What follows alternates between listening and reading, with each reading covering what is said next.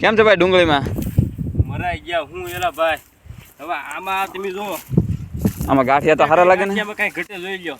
ડુંગળી સારી હો ભાઈ. અહીંયા અને એમાં મેં રોપ લાવ્યા. 40,000 નો રોપ છો. 5,000 વીઘો સોંપાયો. સોંપાયો ને? હા. અને દવાનો ખર્ચો ગણો તો 40,000 વી. હા. અને આ 5 વીઘા જોઈ લો ડુંગળી તમે. આમ ડુંગળીમાં તો પીળિયું આવી ગયું એવું લાગે ને? હવે આ ડુંગળી પાકી ગઈ, દડા બહુ સારા છે. હા, અને આમાં જો મને 400 નો ભાવ મળ્યો હોય તો એ કાંઈક બધી વાત કરતા વધે આપણી પાછળ. હવે આની પાછળ હવે દવાનો એટલો ખર્ચો ને પાણીનું વાળવાનું બધું મહેનત ને બધું કાંઈ વળતો ના પાછળ હવે કરવું શું? અત્યારે હું બજાર હાલતી છે? બજાર અત્યારે હવળી છે 2 દીધા 200 હાલે.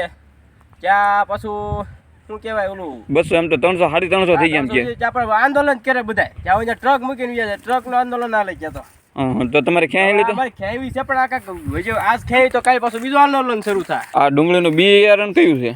અરે એમાં કઈ ઘટીની માઇકો લુસીફર પંચગંગાનું લાગે આ તો. એમાં કઈ ઘટીની જોઈ લો ને. ડુંગળી બહુ સારી. તો ઠાય ગાંઠિયો થઈ ગયો. તો આવી છે ભાઈ ખેડૂતોની દિશા. આ 5 વીઘાની પિયુષભાઈની ડુંગળી છે. એની વાત કરો માં દડા પણ બહુ સારા જુઓ.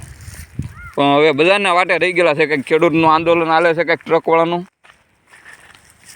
આમને બધું હળતું જાય. આમનો હળતર બે પીળિયો આવવા મળ્યો જો ને. પીળિયો હવે ટાઈમ થઈ ગયો ફૂલ ખેવાનો. હવે આ થઈ તો 4-5 દિવસ પીળિયો ઢગલો પીળિયો તો હાવ હું જાય. અને ડુંગળી બહુ સારી છે, પણ પીળિયો આવી ગયો છે એવું લાગે. પાકી ગઈ ને હવે તો. દવા સાટી નો મરી ગયો.